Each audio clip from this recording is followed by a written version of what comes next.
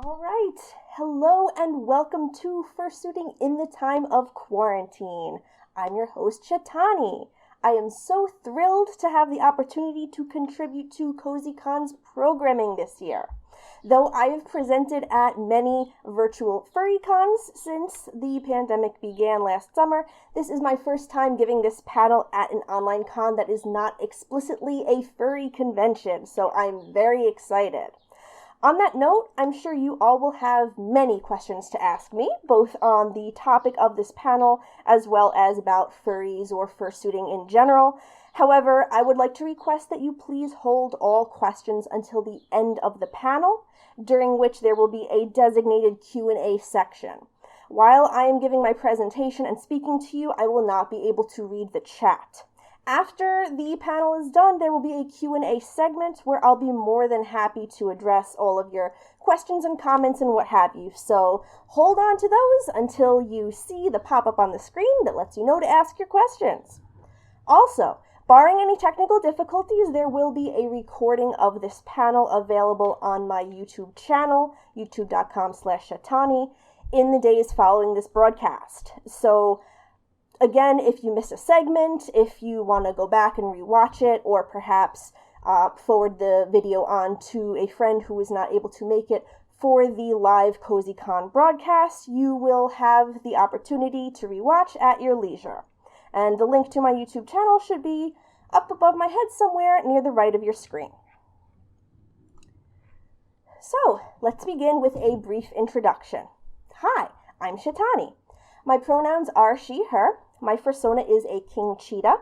I've been an active part of the furry community since 2012, though I had been following along for many years prior.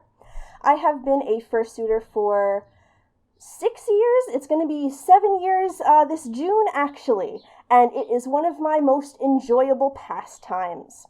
Fun fact for CozyCon, I got my start in cosplaying before I became a fursuiter.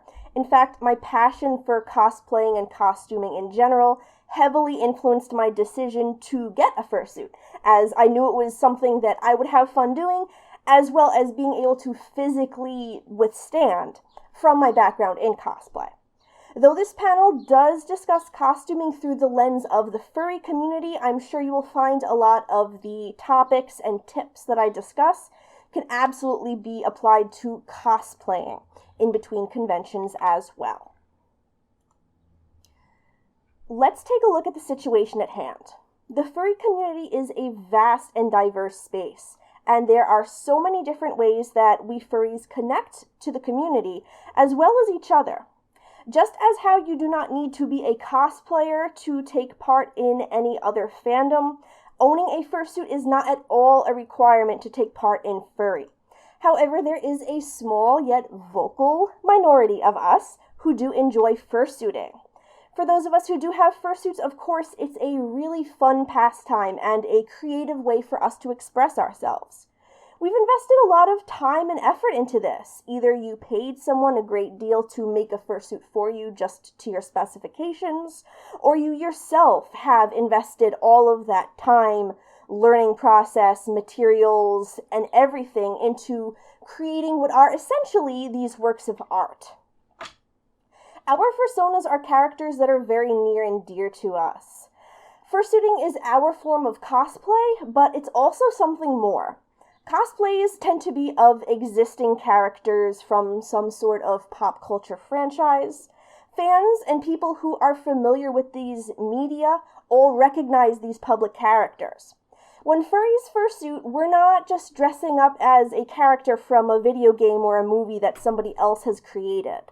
A fursona is a unique self-representation of its creator. We've made these characters ourselves and grown very attached to them, and having the opportunity to embody them in the flesh, so to speak, is personally significant to us. Fursuiting is not just a performance. In our community, it's a social activity. We've come to rely on fursuits as an aid for socializing, networking, and having fun. Many furries have some level of social anxiety, and no matter which side of the costume you're on, fursuiting helps break that ice and embolden folks to be more confident able to speak to people that they normally wouldn't have the guts to, or try new things, going to places that they would not normally go to. I'm sure all of you cosplayers can relate to this as well. Naturally, conventions are where the bulk of these social gatherings take place. Though we are slowly seeing physical events pop up in certain countries and areas of the world, thanks to the gradual rollout of the vaccine, the great bulk of in-person furry cons, and other fan cons as well, have been postponed for the time being. The same goes for fur meets and the like, and with many places still enforcing social distancing measures, people can't even go outside to public suit. This begs the question, what do I do with my fursuit when there are no in-person events and I can't even go outside to meet up with my friends? Now, a lot of us can't go to many conventions for whatever reason, be it finances, traveling, physical limitations, ability to get time off of work. Sometimes there just aren't any furry events going on in your area.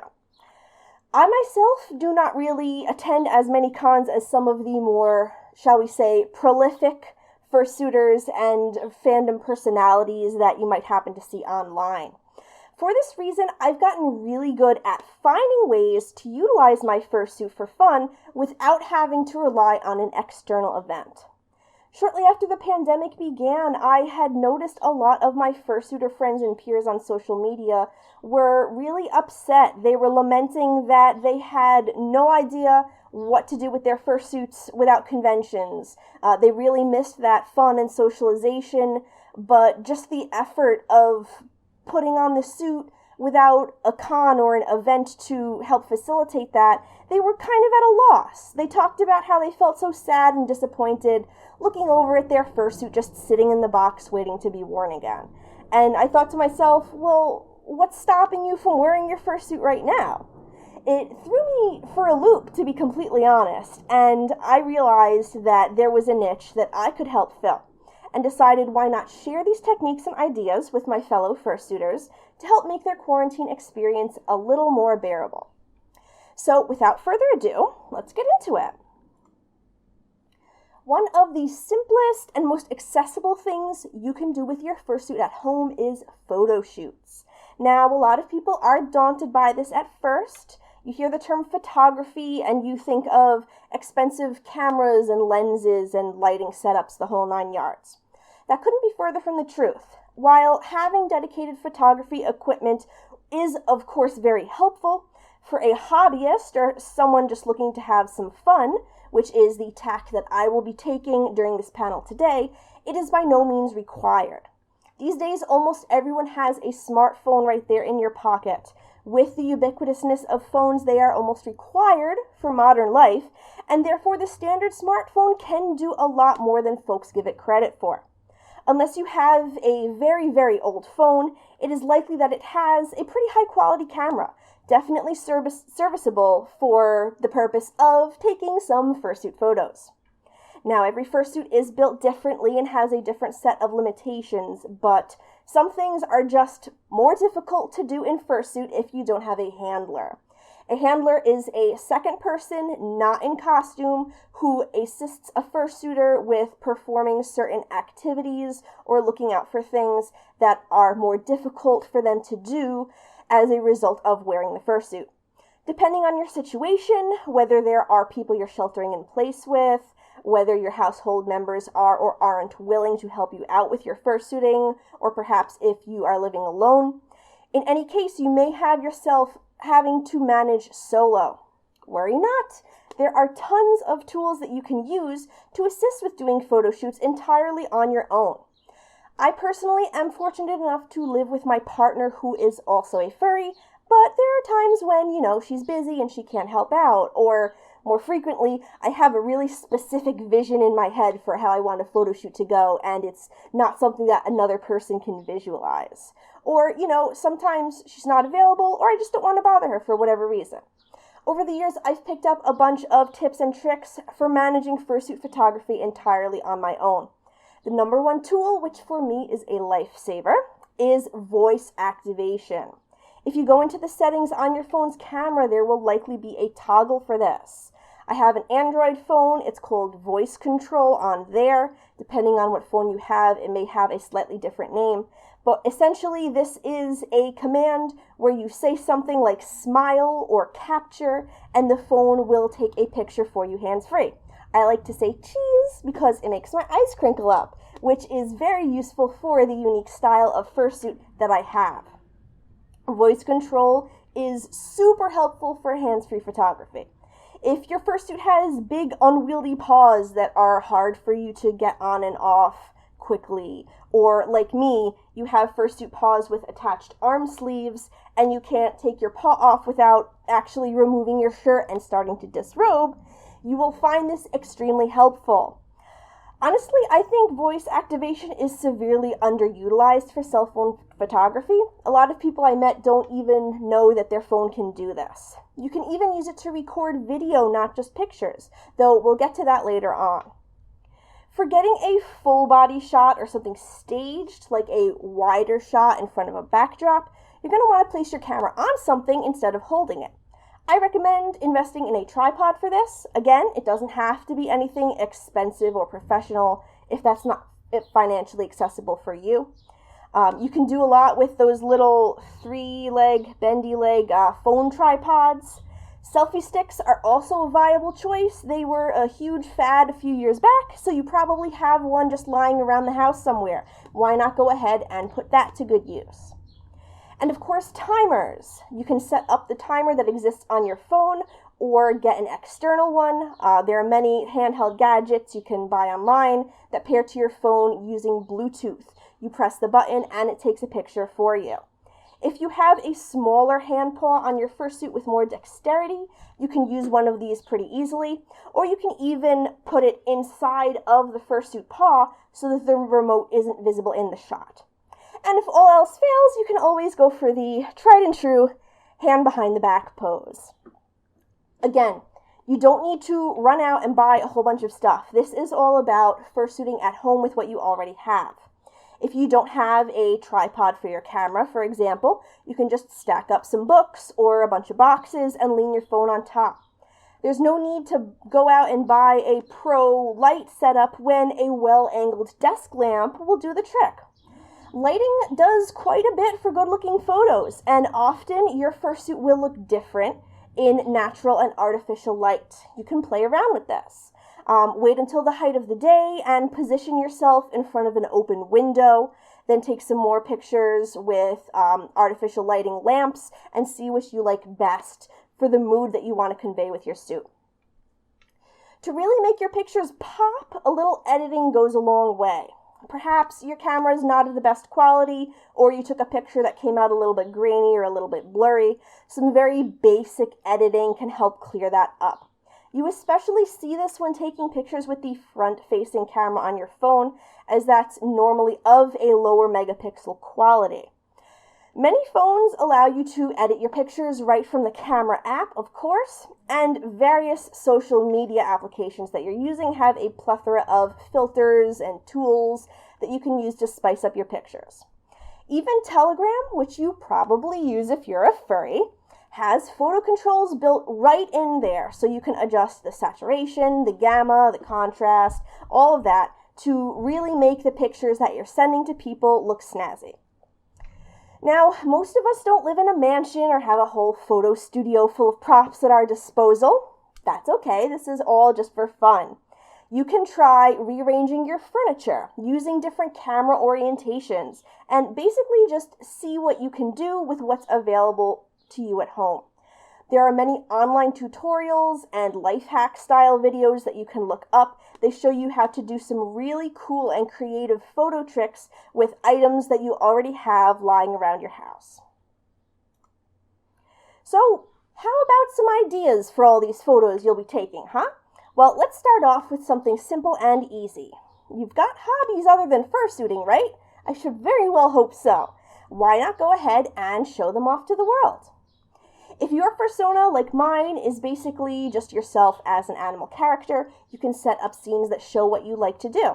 Or if your fursuit is more of a separate character, you can think of activities that would fit in with their personality or the world that they live in. Here we've got Wad, who is not only a fursuiter but a fursuit maker, making fursuits while in fursuit. How cool is that? And there's Bavels the bunny outside doing some gardening on a lovely sunny day. The perfect environment for a bunny rabbit to be in, and something that really fits with his character, of course. I could not continue without, of course, mentioning cosplay. Super popular and also a personal favorite of mine. As I mentioned earlier, I cut my teeth in the cosplay community, and I really enjoy combining costumes with my fursuit to help sort of blur the lines and bridge the gap between the two hobbies in people's minds. Here is a photo from a shoot that I did as Diva from Overwatch in her carbon fiber skin. Those of you who are members of the CozyCon Discord chat might recognize that picture from a little bit earlier. As you can see, instead of simply just sitting there in a chair, I looked at items that I had around the house, setting up a bunch of video game cases, some snacks like Mountain Dew and Doritos, simple props that you might have already at home, but really help flesh out your scene a bit more and make it look more enhanced than just a simple photo shoot. As well, we've got Fangorn there, who is, of course, dressed as a Jedi Knight from Star Wars, complete with a working lightsaber and some space-related paraphernalia. Very cool and very fun. Bedroom posing is a tried and true furry favorite. Also a valid option for the itty-bitty living space people. Even if you live in a dorm or an apartment or somewhere without a lot of space, I'm fairly certain you would at least have a bed to call your own. Things like coordinating bed sheets or stuffed animals that match your persona's species can help bring a little more character to your photos. And whether you're choosing to go for sleepy, cute, or even a little bit spicy, there is a whole gamut of moods that you can convey with these type of pictures. Working from home is a very unique photography topic that actually came to be because of the pandemic. If you're fortunate enough to be able to work from home, you can pop your fursuit on and snap some pictures to show what a typical workday is like for you. And even if this isn't the case, if you think it would be fun or it would fit your persona, you can totally set up a working from home set and do it anyway. You may find it a little bit silly to have it laid out like this, but in my experience, folks really do forget that you can just make up things for fun. A lot of the time when I post pictures online of my persona in various scenarios, people will say, "Oh, I didn't know you were a such and such. Oh, I had no idea. Are you really at your workplace right here?" It doesn't matter. This is all just for fun. Staging photos is totally an acceptable and viable option for any scenarios that your imagination can conjure. Playing with pets. Now this is a great one. Here you can see Edward the poodle getting in some valuable pooch time, and Blue right there with his own beloved dog, whose appearance actually inspired the look of his own fursuit. Look, they're matching. It's absolutely adorable. The juxtaposition of real and costume animal gets a ton of reactions from folks online. Whether you share your home with any type of animal, dogs, cats, ferrets, rodents, birds, reptiles, or even fish, they can often make for really fun and unique co-stars for your fursuit photo shoots. If you are going to go this route, do keep in mind that animals can often react unpredictably to people wearing costumes. So if you have not tried this before, take time to ensure that your pet is accustomed to your fursuit and interacting with you while you're wearing it. You do not want a traumatized or injured pet or a damaged fursuit.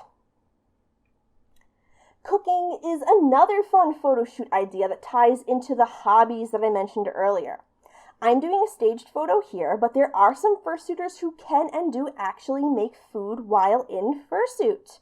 Buttercup is the name of an absolutely darling fursuiter who runs a YouTube channel called Bake Me Up Buttercup, where she bakes lots of yummy treats in fursuit and shares the recipes with her viewers. I recommend checking her out if you are interested, and I will be bringing this topic up again a little bit later on. Fursuit pictures don't need to be elaborate fantasy scenes. You can just show people scenes from everyday life. This is something that doesn't require a lot of outside effort or preparation, which makes it quite accessible to even beginner fursuiters. Here we can see Captain Julius, who is a cuttlefish, sitting down to have a picnic and eating some sushi, which is an absolutely hilarious and creative idea that plays off the species of his fursona. Meanwhile, Ashram is in fursuit doing laundry, and what makes it even more unusual is that he is washing and hanging up yet another fursuit. Again, there is so much possibility for creativity here, and just the fact that a big animal person is doing it can make even the most mundane task memorable and engaging for your audience. As a more specific offshoot of the previous topic, you can show people what you've been doing during the pandemic. In the past few months, I have really relished dressing down, wearing some nice comfy clothes, and relaxing with a nice big cup of hot tea to play some games on my Switch. So here I am doing just that. And finally, the tried and true selfie. No frills, no bells or whistles, just take a nice photo of yourself. Portraits like these are great for showing off different facial expressions or moods of your fursuit, as well as a really nice outfit or some accessories for us partial fursuiters. Utilize what you have in your environment for these. Say you're taking pictures in front of a blank wall and you want less negative space behind you, you can use a poster or a framed picture, a cool art piece that you have in your house. Put yourself in front of that to make for a more interesting shot. One thing I would like to highlight before we move on, this unprecedented situation can give us unique opportunities for fursuiting that we normally wouldn't be able to access. Many fursuiters, myself included, have reservations about suiting in public when not at a furry convention or another socially acceptable setting for this.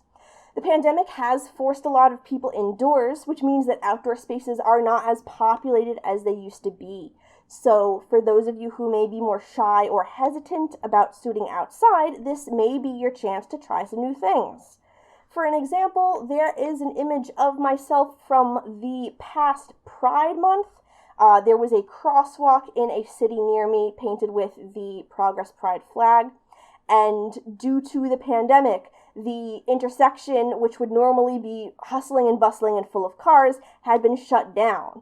I seized that opportunity. I grabbed a photographer friend of mine. We both ran down there. As you can see from the pictures, we stayed socially distant, and we were able to go out and get these absolutely amazing shots, which normally would have been impossible.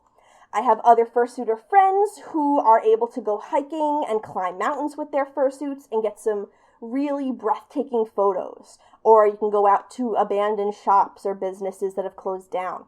As long as you can do it safely and make sure that you are following guidelines, social distancing, this can be an opportunity to do some really cool stuff in your fursuit. Please note that if you do choose to go outside for fursuiting, you must also wear a protective face mask underneath your fursuit. No, a fursuit head is not a substitute for a mask. Fursuit heads are built to have the best possible ventilation and airflow, which is exactly the opposite of what a medical mask is designed to do. A fursuit head does not filter anything, and it will not prevent the spread of viral particles. As I mentioned before, some furry conventions are beginning to have physical events this year in 2021. However, if you pay attention to the regulations of these cons, all of the ones that I have seen so far have mentioned that they will be mandating mask wearing, including underneath fursuits for fursuiters. So this is something that you do need to be aware of. You can't just go out there in your fursuit. You do still need to pay attention for the safety of yourself and others and wear a mask. In addition to taking pictures, you can also make videos in your fursuit. A lot of the techniques and suggestions that I mentioned for photography can be applied to videography as well. So you can go back later, take notes on those, and apply those to video making. Again, much can be done with your own phone without the need for a camcorder or a designated video camera. I mentioned voice activation. That can be used not only to take pictures, but also start recording a video completely hands-free. You will need to hit the screen to turn the video off, though, at least on my phone. I don't know why they don't have voice controls for both of those settings, but we do what we can. All the tips about tripods and using tools to stabilize your camera for photography certainly go hand in hand for video recording too. Editing your videos in post. You do not need paid or professional level software to do this. Videos can be edited with many social media apps if you're recording a video to post on social media. Your phone itself will have a video editor that supports basic functions like cropping the screen, adjusting the lighting, or cutting down the length, maybe to remove a part at the beginning or the end where you took off your fursuit paw to hit the button on your camera. You can just do that right in the video app itself. If you have a laptop, it most likely has a webcam built right in, which you can use and utilize some of the editing tips mentioned earlier to clean up your video a little. If you don't have one or your webcam is kind of crappy, you can also buy, of course, an external one.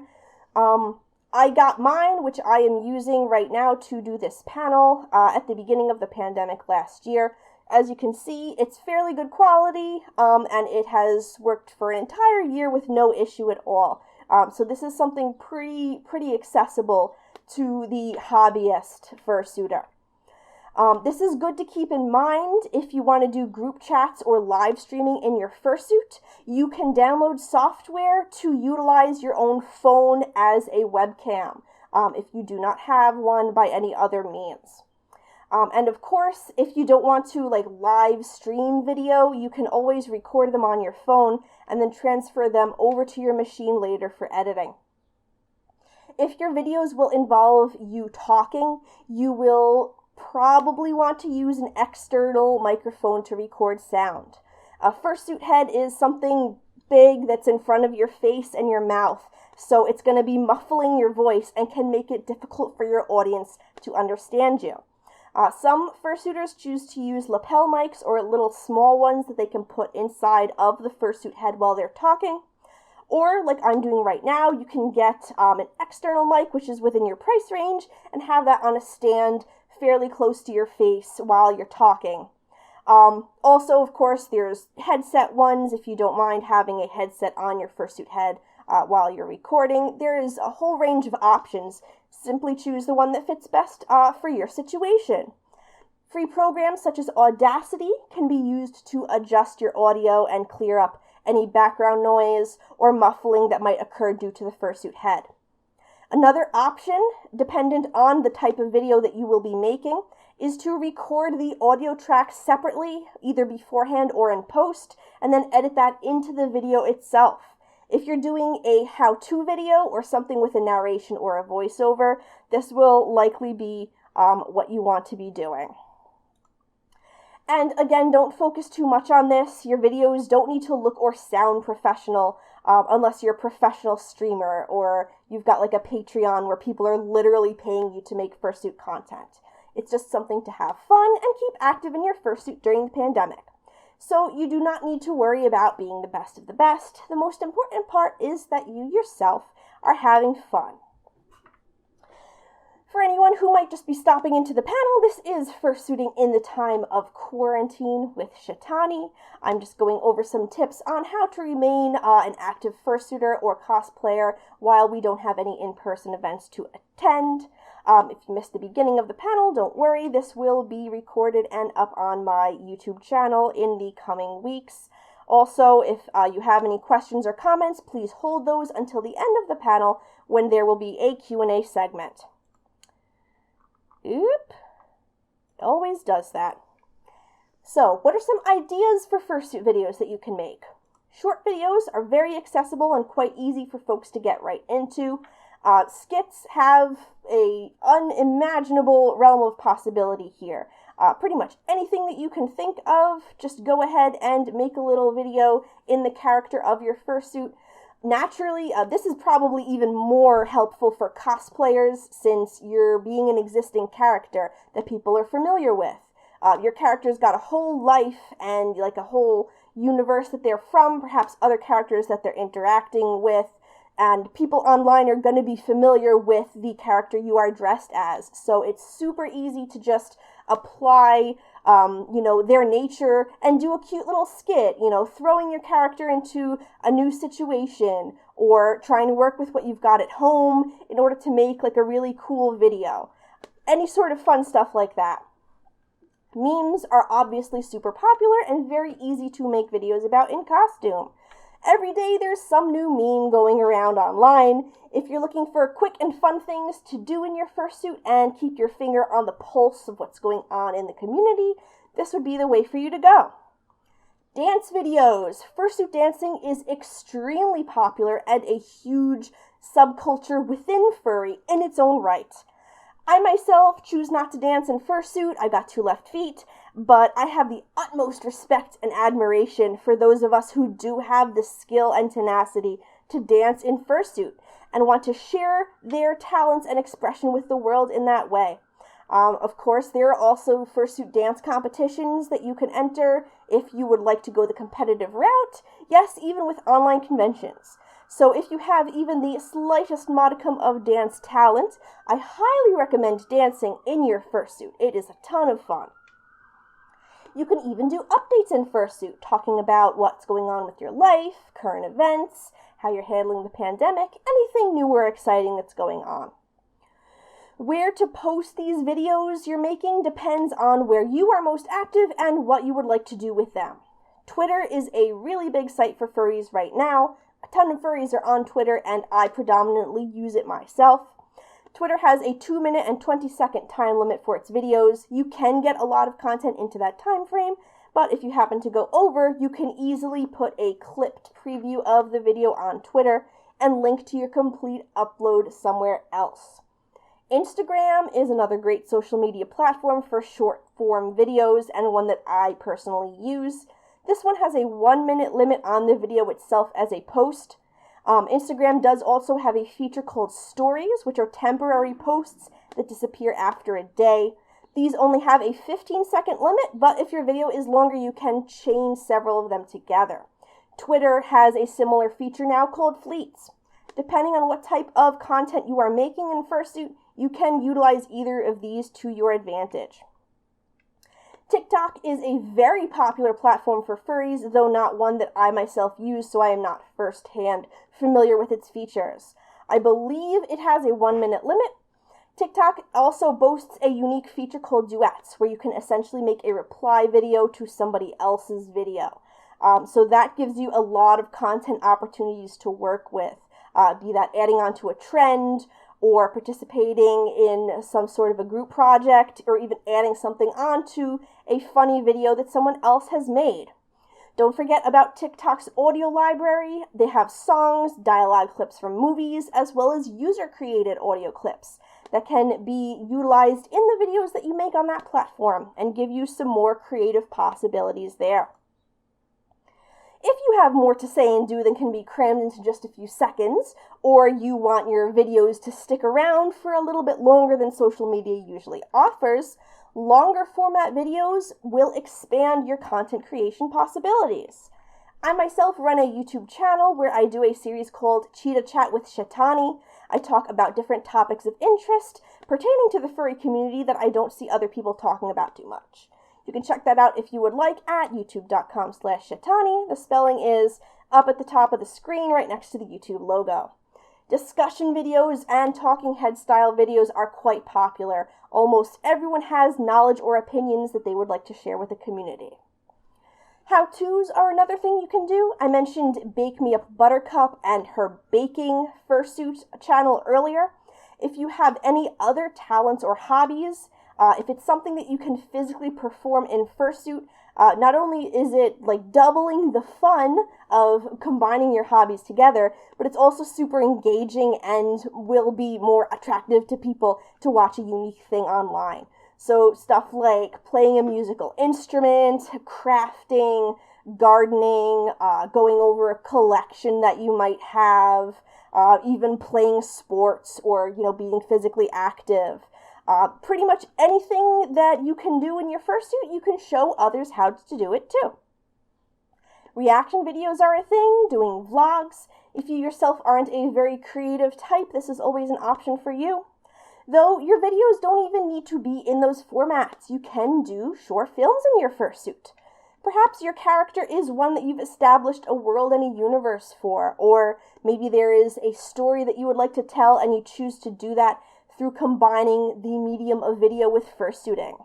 There are even online furry film festivals that you can submit your films to, get them in front of a wider audience, and have the chance to win prizes and accolades for your work.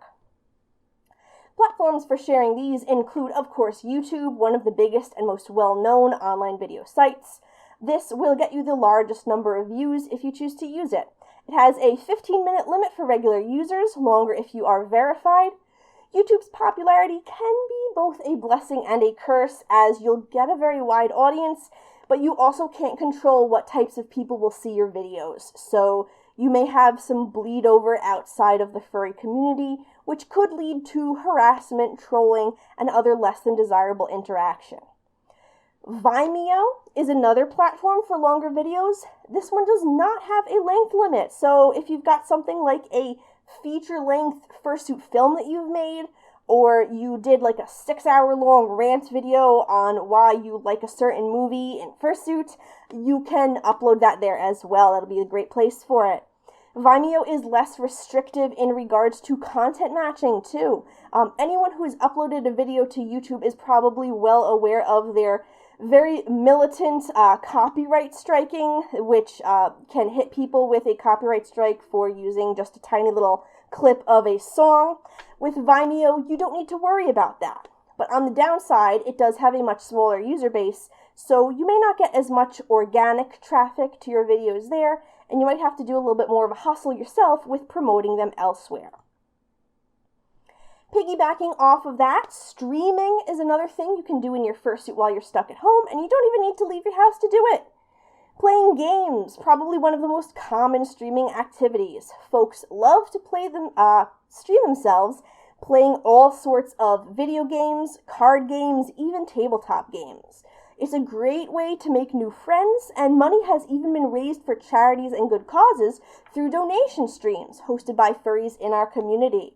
This is another pastime I partake in as well. I do weekly video game streams in my fursuit every Saturday on my aforementioned YouTube channel. I'm playing the Outer Worlds right now, which is a lot of fun, and I must say that it really helps build that sense of community and friendship, especially when we can't, have people over to our homes to play games with them together.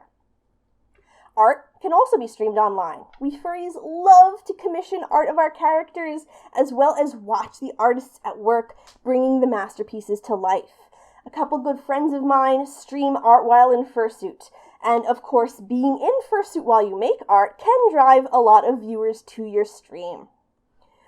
Q&As, AMAs, Ask Me Anythings, TMI Tuesdays, anything where you interact with your online friends and followers, have them ask you questions to answer and drive the conversation. Those are very popular as well.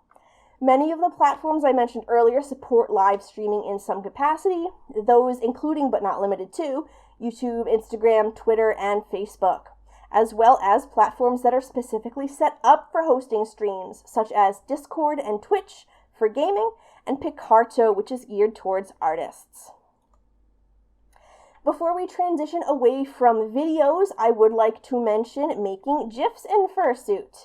If you filmed a longer format or short format video like the kinds I mentioned previously, you can snip short little clips out of those and make those into animations for easy sharing online. Here are some cute examples of things you can do. Aries is playing and cuddling with their pet kitty cat, while Mark is giving us a very cute fuzzy lion wave. If you use Telegram or social media, you'll know how popular these are for use as reaction images. And instead of searching through for the perfect one to capture the mood that you're feeling, you can simply make your own, personalized, using your fursuit. No need to pay somebody $1 billion to make you a custom animated Telegram sticker. People react really well to these, and it's something more novel than just sending an emoji or using a generic Telegram sticker of somebody else's character. Public video projects are so much fun to participate in Fursuit as well as host. If you're unfamiliar with the concept, in short, it's a creative project where many people come together to bring an idea to life. Typically, these take the form of a music video, as the concept lends itself well to the format, but there are a ton of other things that you can do with this kind of concept. Essentially, somebody comes up with an idea for a video they'd like to make, they ask their friends or put out a call on social media for like-minded individuals wanting to participate. Everybody gets their part or their instructions on what they need to do, they film it, the host puts all the submissions together, and in the end you get one great big collaborative project. If you are a fursuiter looking for such videos to participate in, keep an eye out for submission calls on sites like Twitter, Telegram chats, Discord servers, any popular places for furries. If you can't find any to participate in, and you have an idea that you don't see other people doing, and you want to bring that to life, you yourself can host your own public video project. All you need to do is just get people to spread the word about your project, and I guarantee you other fursuiters will come and want to contribute. So let us take a look at some examples of public fursuiter video projects I've contributed to myself and help burst that creative spark in everybody. Quarantine was a project by Ringer where they composed a song about their experience being in quarantine, and for the visual they asked for a bunch of fursuiters to basically just show what they're doing in quarantine and put it all together. If you'd like to check out the video yourself, there is a link to Ringer's YouTube page on screen. Mask Up was another video project. This one, fursuiters were asked to take a short clip of themselves putting on a face mask or utilizing a face covering in some way with their fursuit. Topical concepts like these are quite popular, and with other people submitting and contributing, you've got something great that's more engaging than what you could do just sitting at home by yourself. Rascal did a really cool series showcasing different fursuiters from around the world. This was a monumental undertaking that spanned something like 20 weeks and 2 separate volumes. The videos were hosted on TikTok, but you did not need to have a TikTok account to participate. All the preparation was done on Telegram, and I haven't even counted all of the different countries and continents that ended up being represented when the project was done. It's such an amazing showcase of all the diversity that we have in the furry community. And again, this is a prime example of the type of fursuiting that you can do and support without even having to go out and travel. If you wish to do something a little bit more technically advanced, a great example is Infernity, the Taiwanese furry convention, and their chain reaction video. For this, they asked participants to take a card, hold it up to the camera while not in fursuit, and then remove the card to show themselves in their fursuit. The person would then pass the card off screen to the next one, and all the videos got synced up at the end. These types of transition videos or videos with a common visual linking all the pieces are very popular on TikTok and other apps right now. Like I said, this is kind of like advanced mode for group video projects. It's more technically complicated in that you are involving props, and the creator has to coordinate the direction in which each person in the lineup passes the prop along so that everything flows together smoothly in the end. But if you're willing to commit to something like that, the final project is really something very, very impressive. If you, the viewer at home right now, are looking for a fursuit video project that you can participate in, well, you are in luck.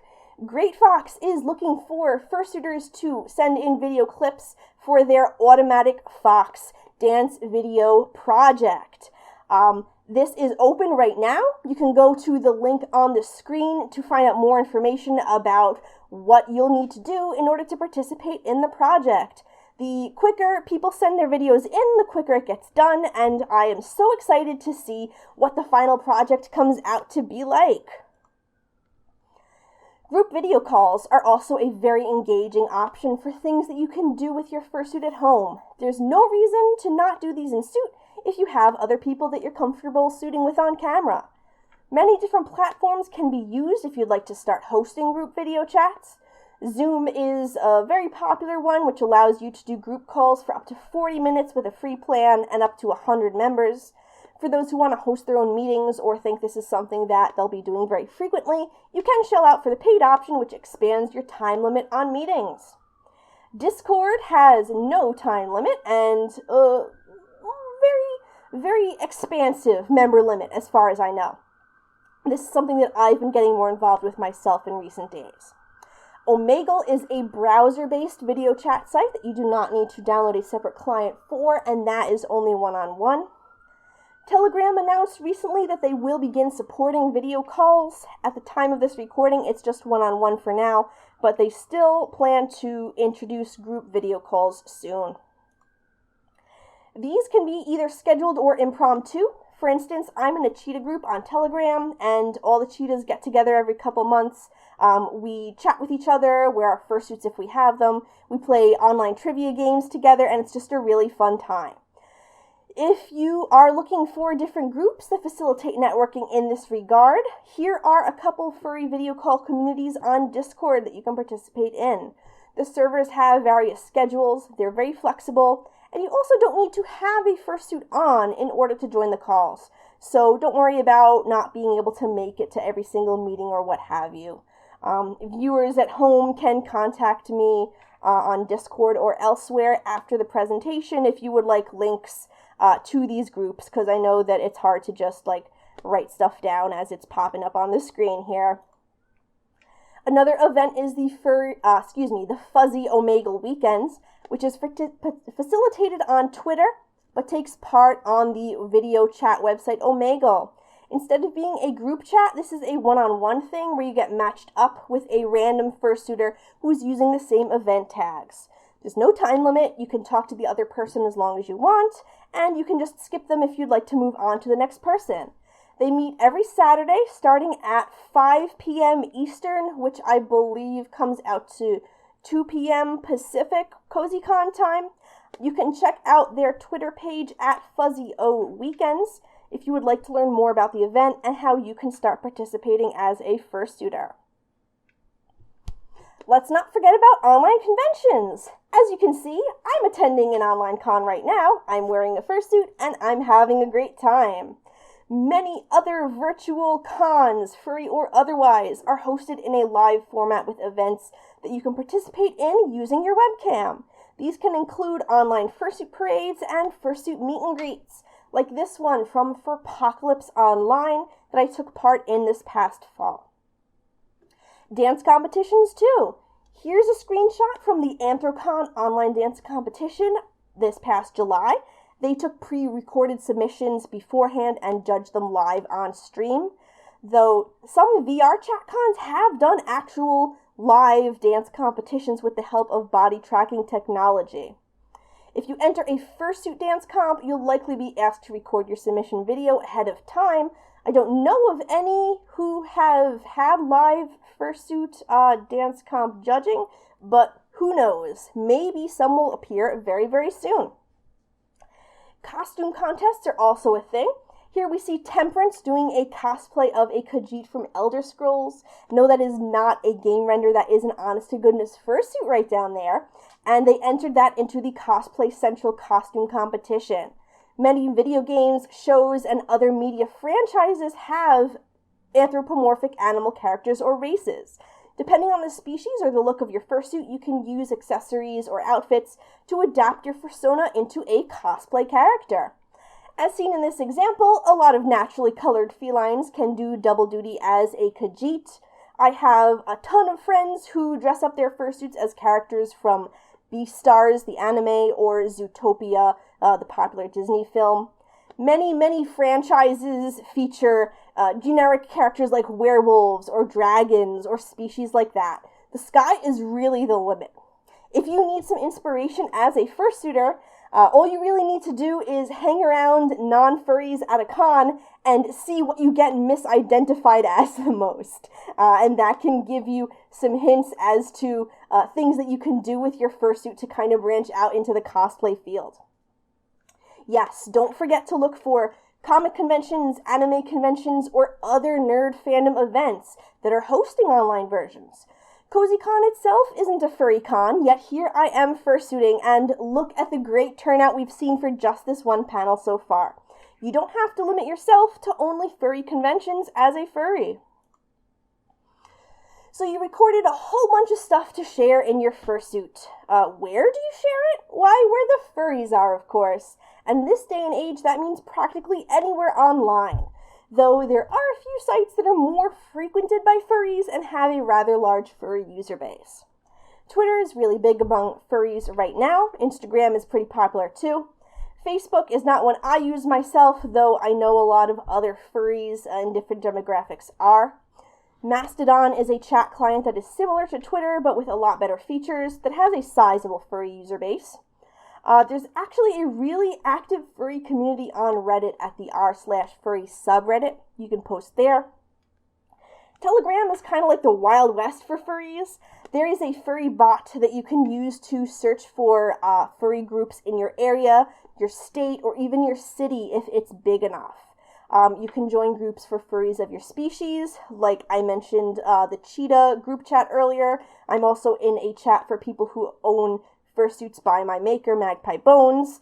Furries with similar hobbies as yourself, like gamer furries, for instance, car furries. You name it, there's a furry Telegram group for it, I can assure you. The same goes for Discord servers, which I mentioned earlier. It's basically the same thing as that, and that's not even touching on furry-specific chat rooms or websites in which you can share this content. So, it can be hard to motivate yourself to keep fursuiting in this pandemic.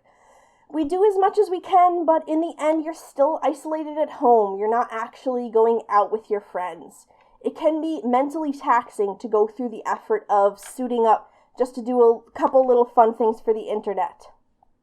You can try to motivate yourself to stay active by sticking to a schedule. Say something like, I'm going to post every Friday, or I'm going to post once a month at least.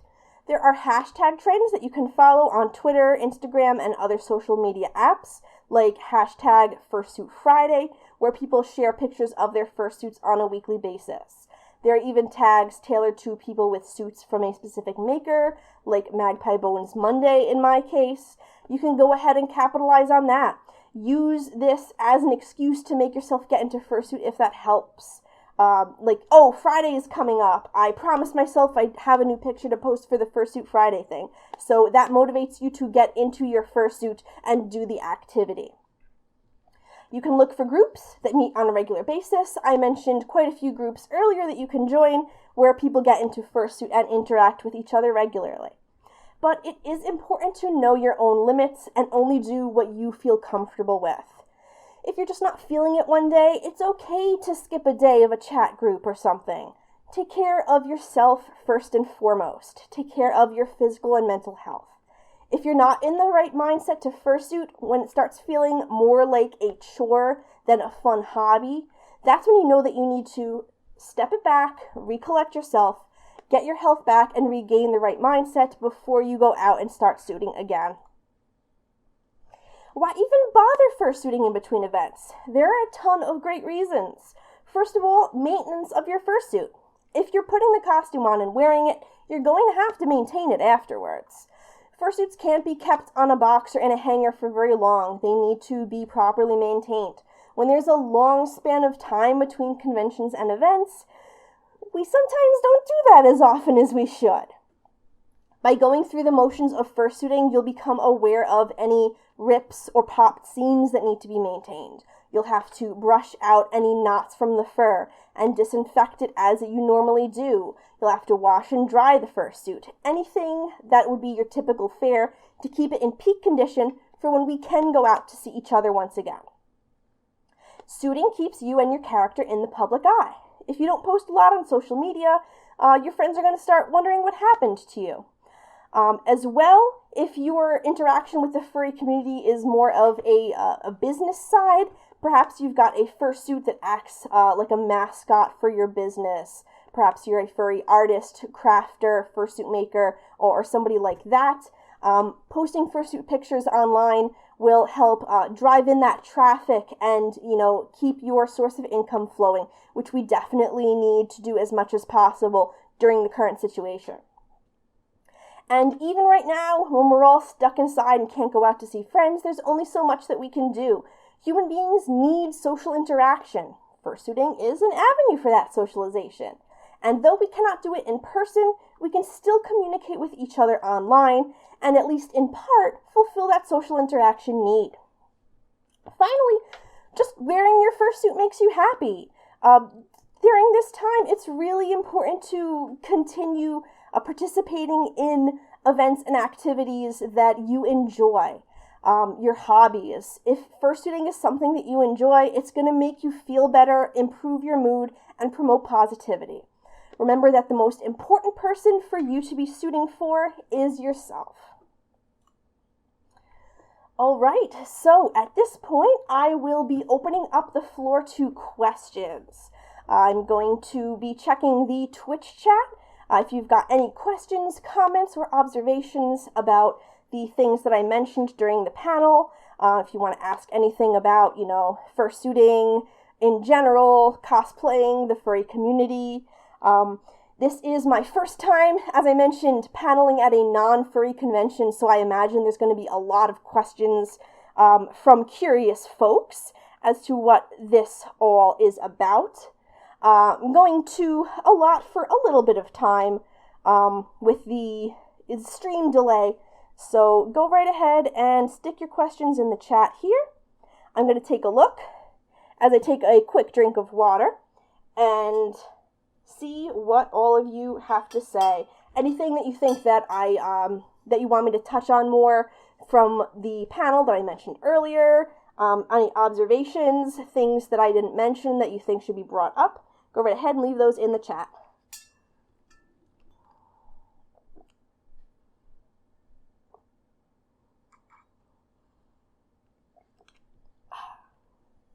It is always important to stay hydrated when you're doing any sort of cosplay or fursuiting activity, as I'm sure the folks who are watching at home here know.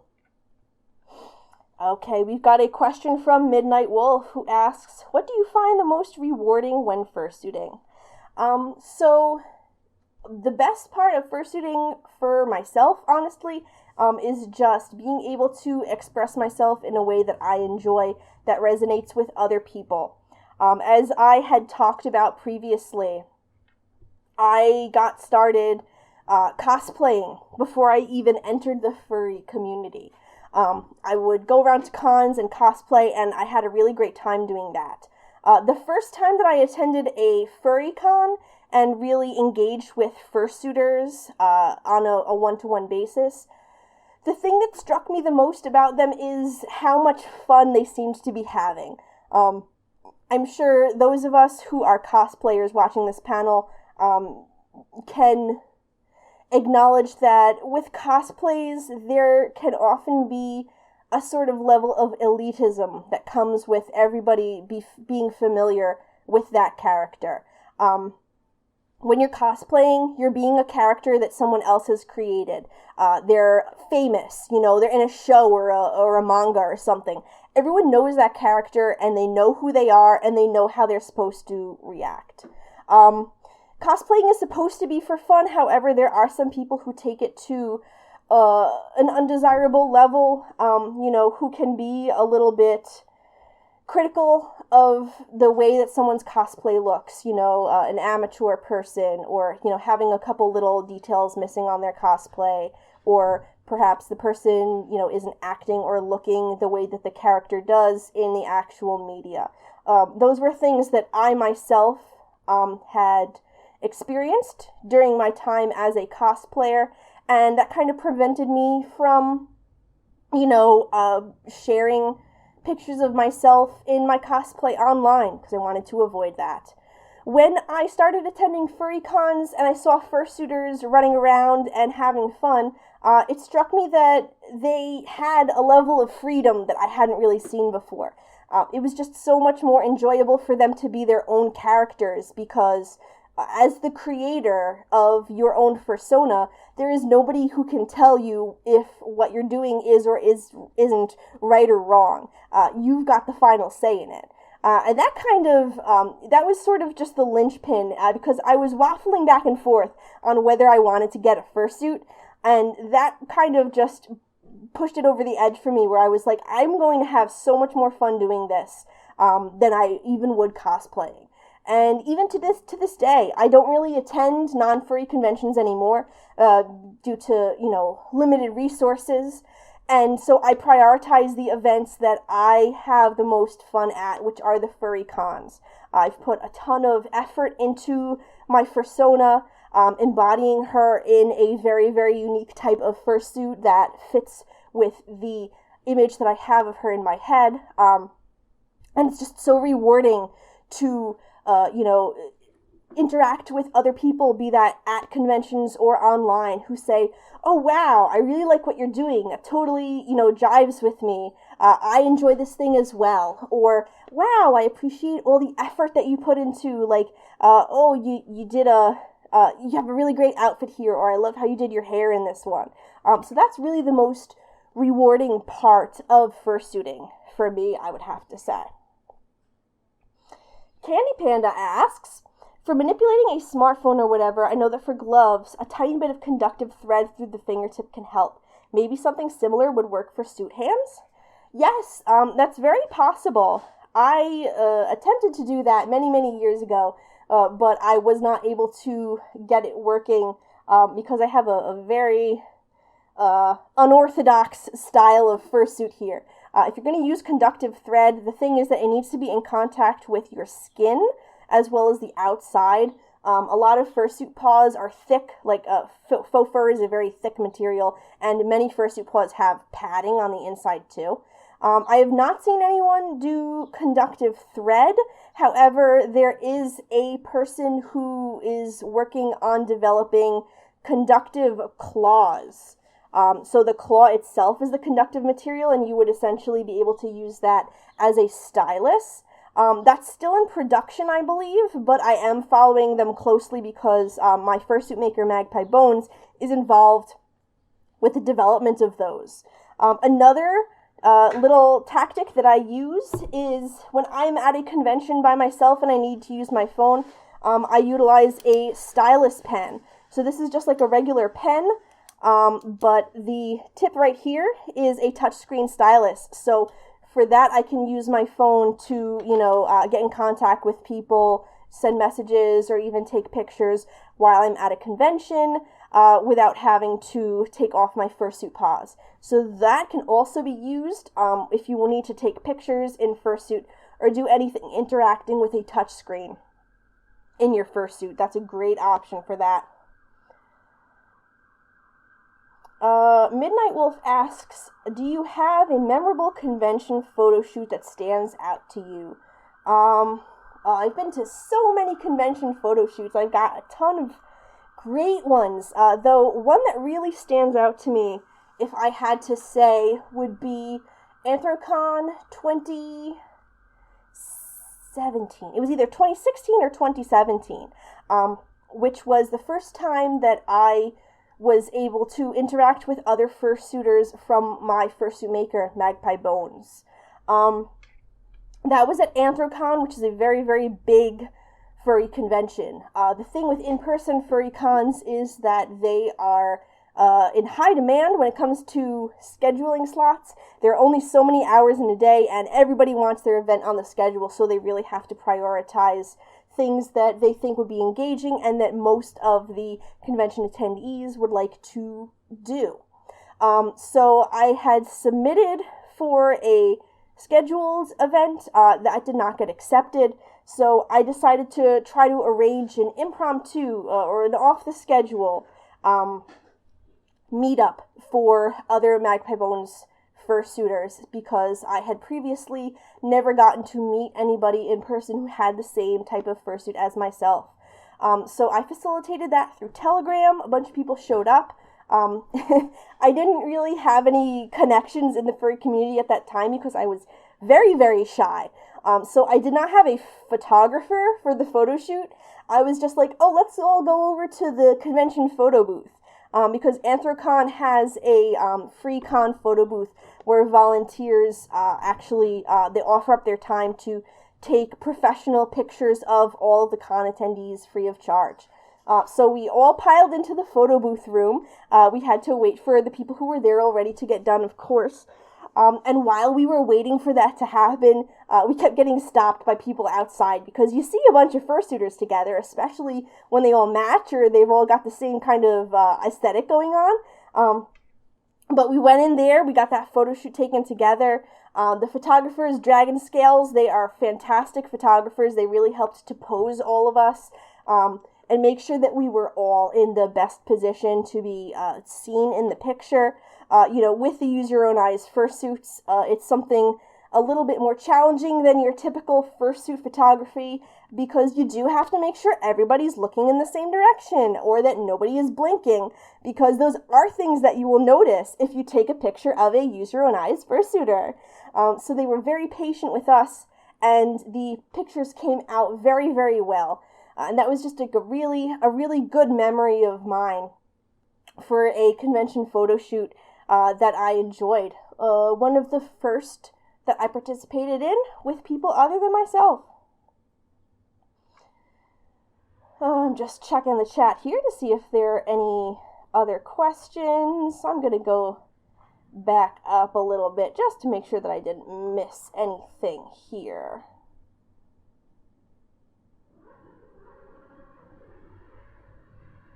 And I can also check out the Discord chat. I believe there are some questions going on in the Discord as well, so let me just take a look here and make sure that nobody in the Discord is asking questions.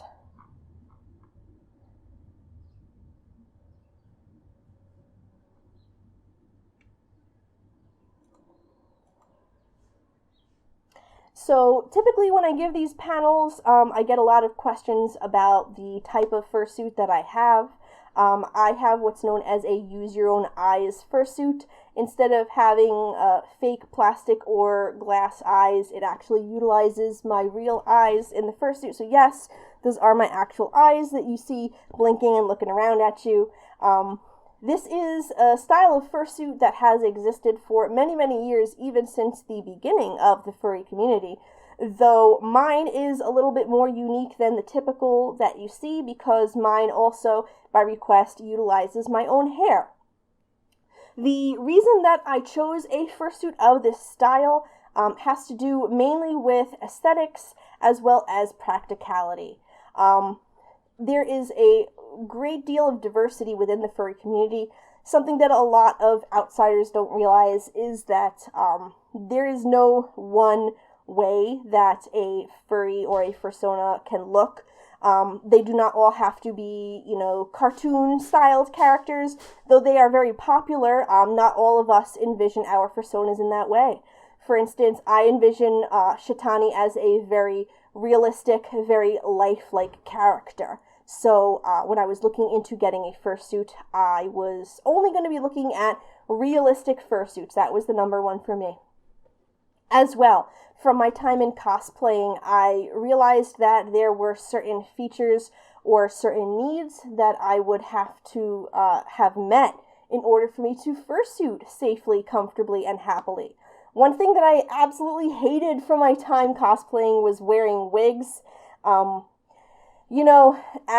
As everything goes, of course, the characters that I cosplayed were always ones that had hair that looked way different than mine, so I would have to get all of my long, natural hair and bundle that up under a wig cap, and it was so hot and sweaty and painful, and it was just something I did not want to have to go through with my fursuit, because I knew from research that fursuits in and of themselves are very hot and very taxing and restrictive to wear. And I was like, I'm going to make that as easy as possible for myself so I don't have to deal with all that stuff.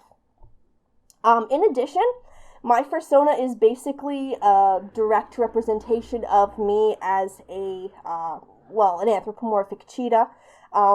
I gave my fursona the features that I enjoyed the most about my physical appearance, which include my hair, my eyes, and my glasses. So those features would need to be represented in a fursuit, a 3D representation of my fursona. I found it very, very redundant to have to get a more standard style fursuit in which my real eyes and my real glasses would be hidden under a big and bulky head, and then there would just be like fake eyes, fake hair, and fake glasses on top. I saw absolutely no reason to do that, so I looked for a fursuit maker who would be able to incorporate those features into a fursuit. This was back in 2013 that I started looking, 2012 or 2013 that I started looking for fursuit makers. At the time, there were only 2 active in the furry community who could do use your own eyes fursuits, and of those 2, MagpieBones was the only one who was also able to make a fursuit that utilized the wearer's own hair. So I saw her work and I was like, that's it. That's exactly who I want to make my fursuit. This is not a style that appeals to the masses. I'm sure anyone watching at home has a much different idea in their head for what a fursuit would be. But I relish the fact that my existence shows people that there is no right or wrong way to fursuit. It's all about you defining what looks best and what works best for yourself. So I am 100% satisfied with the way that my fursuit came out, and I could not be any happier with the decisions that I had made to embody my own character. Killer asks, besides online Zoom meetings, what are other ways to get into interacting with fursuiters? So I don't know if you missed part of the panel. I mentioned many options other than Zoom meetings to interact with other fursuiters. You can join Telegram chats and Discord chats. You can get involved with furries on social media. You can attend online conventions and even host panels at them, like I am doing right now. You can attend meetups at online conventions. I know CozyCon had a fursuit and cosplay meetup yesterday, on Saturday. So there are many more options for ways that you can interact with other fursuiters. That was kind of the point of my whole panel, which I spent an entire hour talking about. So if you did miss any part of the panel, as I mentioned earlier, this is being recorded, and I will have that up on my YouTube channel in the days following, so you can go back and watch the recording at your leisure to take notes on the parts of my presentation that you may have missed. Zenomnia asks, what would be your ideal cosplay care package for a con? Like things to bring along, items that might be useful, etc. Wow, that is a fantastic question. Thank you so much for asking that. So in general, when you're attending a convention, things that you would want to bring are, of course, your convention badge, which you'll need to be able to access the con. You want to make sure that you've got your phone as well as a charger and possibly even a separate battery for that. That was more of an issue back in the olden days, I say. I haven't been doing this for that long. Okay, come on. But you can't always find a wall outlet to plug your phone into. So if your phone does have a battery that you can swap out, I don't think many of them even do nowadays. Well, that's what I always used to bring with me when I would go to conventions. You've got to make sure that you bring ID as well as enough money to be able to buy the things that you want, as well as a little bit for emergencies, like if you need to grab a cab to get back to your hotel room or things like that. It's usually a good idea to have a snack and a bottle of water with you. If you are attending a furry convention, they will often have water cambros, these big old water dispenser things set up at strategic points throughout the convention. So it is more likely that you'll be able to find a drink of water at a furry con. As I mentioned earlier, it's been a bit of a while since I went to anime or comic conventions. At the times that I was attending those events, I didn't ever see anything like that, though times may have changed since the last time that I attended one of those cons. They may have water dispensers now. That was kind of more of a furry con thing that I noticed, though. Snacks, you can't bank on that. You're going to have to bring your own snacks with you. Or buy them from the convention, but you all know how overpriced those could be. For fursuiters and cosplayers, some things that I recommend bringing with you are a little costume first aid kit.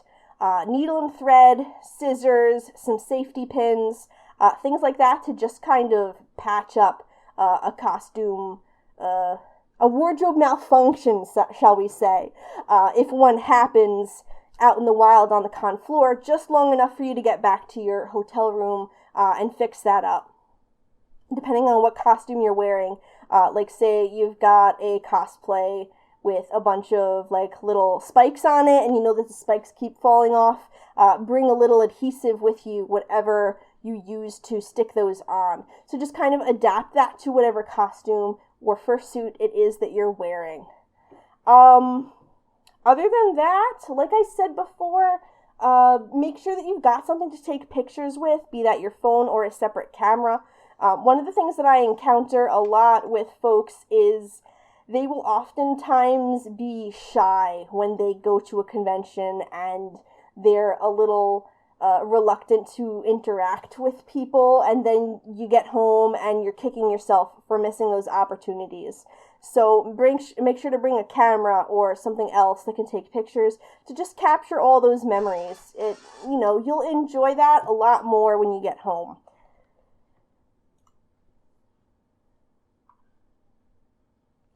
Wildcar9 says, sci-fi cons are also good for having lots of water stations around the con floor. Great! That's very good to hear. I have not been to a specifically sci-fi convention, though that is very good to hear that they have water as well. External battery, yes.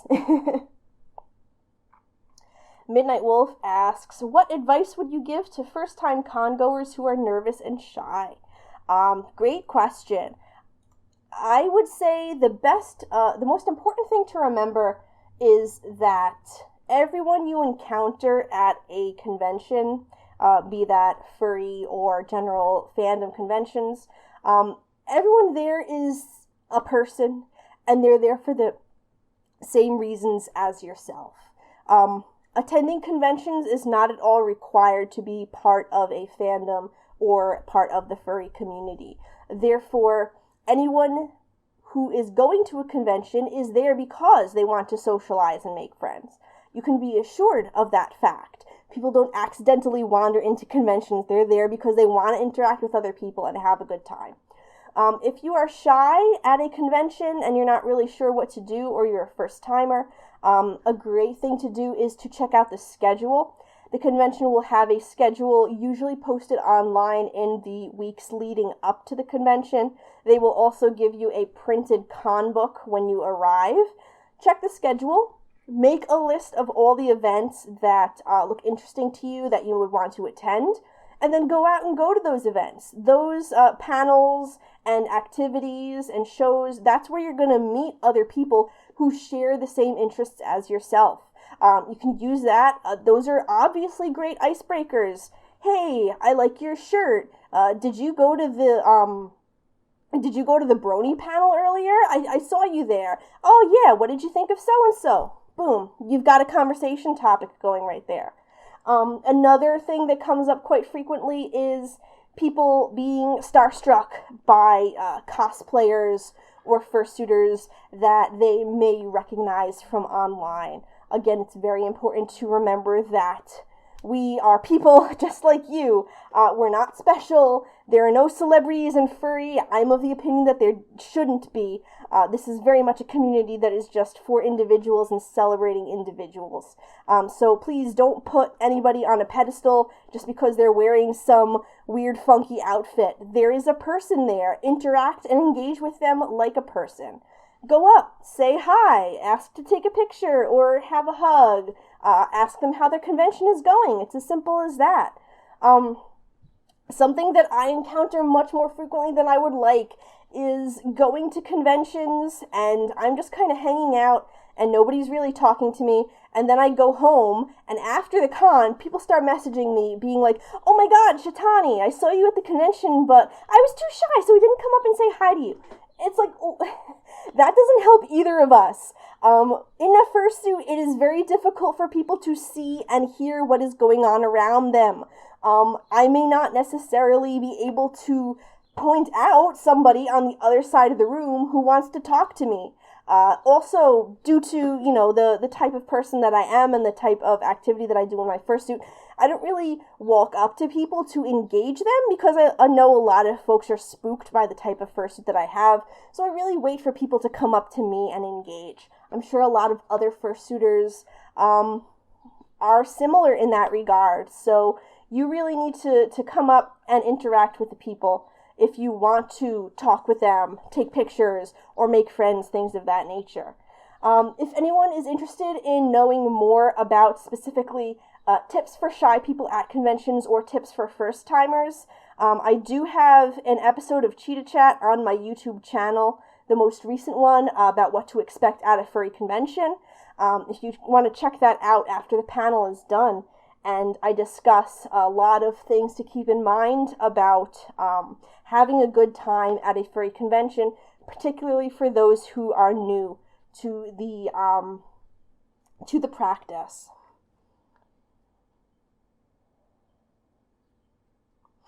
And yes, good point there. The 10 panels as they give common topics to talk about, or try hanging out in the con suite and just talking to people there.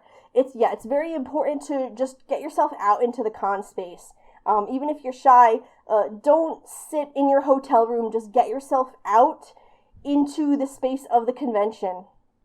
If you are an introvert, great news. There are hundreds or thousands of other people at that convention who are extroverts and will be more than happy to come up to you and initiate the conversation. So as long as you're there and you're willing to engage with people, they will come and talk to you. You'll see opportunities, and I guarantee you'll walk away at the end of the con weekend having made a new friend.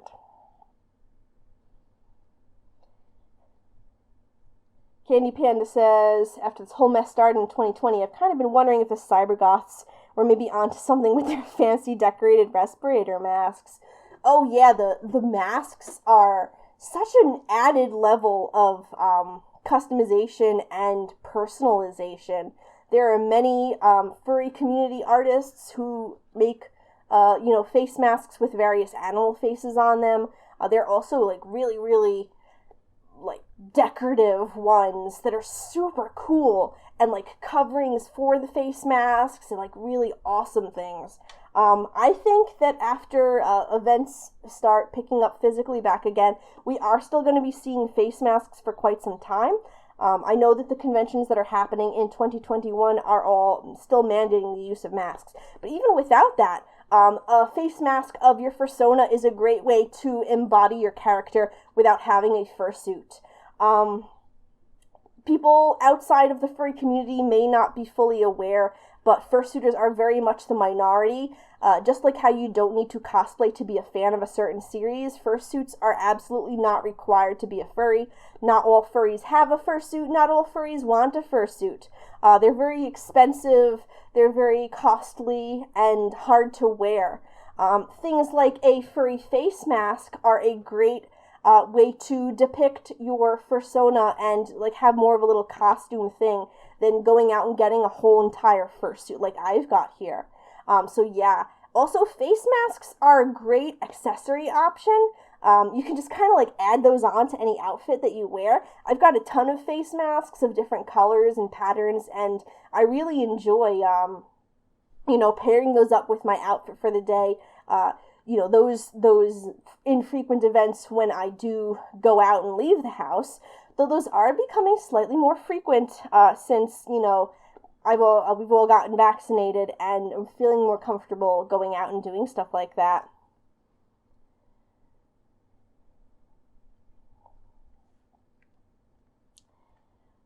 Let's see. Midnight Wolf asks, do you have a favorite outdoor photo shoot? I haven't been to too many outdoor photo shoots, to be completely honest. There was one that I did at Anthro New England of 2019. Anthro New England is a convention that takes place in Boston, Massachusetts in February. So it is very cold. It's the middle of winter there, and there is usually snow on the ground. The last time that I have attended that convention, I was able to go out into the park which is across the street from the hotel where the convention is held. And I got some really great, breathtaking pictures in the snow. It was very cold that day, so my breath was fogging up my glasses, and it really made it look all the more realistic in the pictures, so I enjoyed that as well. I also have taken a couple private photo shoots, just like, you know, by myself or with a friend. I go out to parks sometimes. There was one I did last October where I put together like a punk rock styled outfit. I dyed my hair to match. And that worked out very well. I was very happy with the framing and the staging of all of that. I wasn't really bothered by many people. Some fursuiters are the interact with the public type. I am most decidedly not. I just kind of do this to do my own thing. But nobody bothered me. It was great, and I did take those pictures home and I edited them. When I do my own personal photography and videography, I do edit everything myself, and those came out great. Zenomia asks, what is your favorite prop to bring along with fursuiting, if you own any? I generally don't take props with me when I fursuit.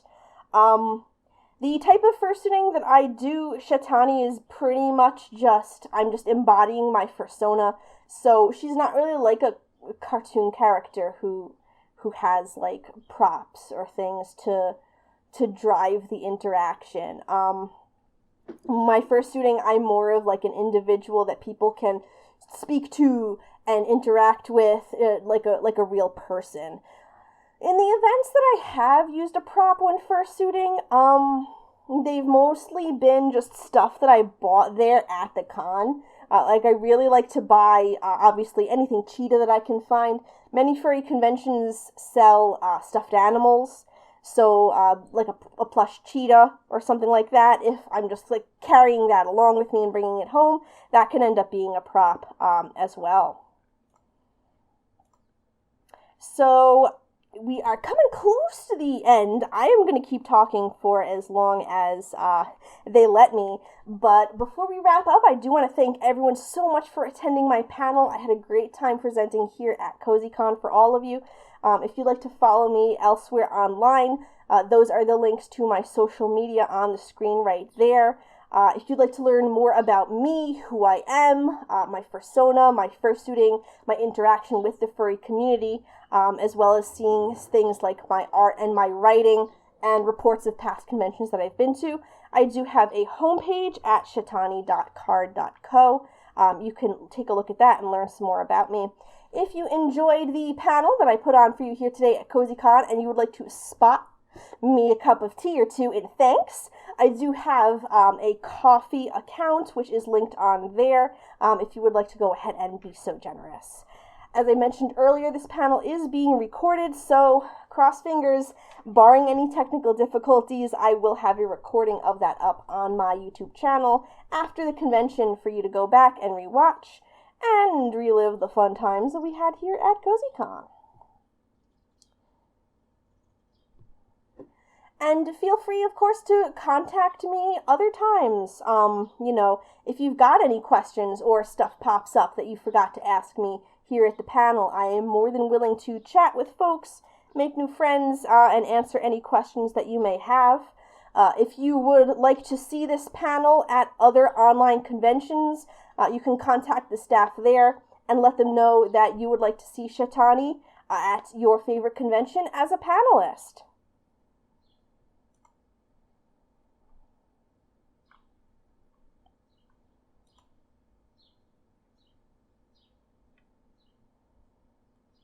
I think we might have time for one more question, if we get it in really fast. Nope. Okay. Well, I am going to bid you all adieu.